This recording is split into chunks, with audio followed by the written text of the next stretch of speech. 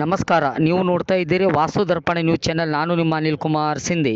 ಬೆಳಗಾವಿಯಲ್ಲಿ ನಡೆದ ಕೂಡಲ ಸಂಗಮ ಲಿಂಗಾಯತ ಪಂಚಮಸಾಲಿ ಪ್ರಥಮ ಜಗದ್ಗುರುಗಳು ಬಸವ ಜಯಮೃತ್ಯುಂಜಯ ಸ್ವಾಮೀಜಿಗಳ ನೇತೃತ್ವದಲ್ಲಿ ನಡೆದ ಪಂಚಮಸಾಲಿಗಳ ಸಮಾಜದ 2A ಮೀಸಲಾತಿ ಹೋರಾಟ ಸರ್ಕಾರದ ಲಾಠಿ ಚಾರ್ಜ್ ನಡೆಯನ್ನು ಖಂಡಿಸಿ ಮುಂದಿನ ದಿನ ಹೋರಾಟ ಸಭೆಯನ್ನು ಶಾಸಕರಾದ ಬಸವರಾಜ ಪಾಟೀಲ್ ಯತ್ನಾಳ್, ಸಿ ಪಾಟೀಲ್, ಅರವಿಂದ್ ಬೆಲ್ಲದ್, ರಾಜ್ಯಸಭಾ ಸದಸ್ಯರು ಈರಣ್ಣ ಕಡಾಡಿ, ಮಾಜಿ ಸಚಿವರಾದ ಎಂ.ಬಿ. ಪಾಟೀಲ್, ಶಂಕರ್ ಪಾಟೀಲ್, ಮುನೇಕೊಪ್ಪನೂರ್, ಶಶಿಕಾಂತ್, ಅಕ್ಕಪ್ಪ ನಾಯಕ್ ವಕೀಲರು ಹೋರಾಟಗಾರರ ಸಭೆಯಲ್ಲಿ ಸಿ ಪಾಟೀಲ್ ಅವರು ಶ್ರೀಗಳ ಅಧಿವೇಶನ ಮುಗಿಯುವವರೆಗೂ ಧರಣಿ ಸತ್ಯಾಗ್ರಹ ಮಾಡಬೇಕು. ನಾವೆಲ್ಲ ಶಾಸಕರು ಯತ್ನಾಳ್ ಗೌಡರ ನೇತೃತ್ವದಲ್ಲಿ ಸದನದಲ್ಲಿ ಹೋರಾಟ ಮಾಡುತ್ತೇವೆ.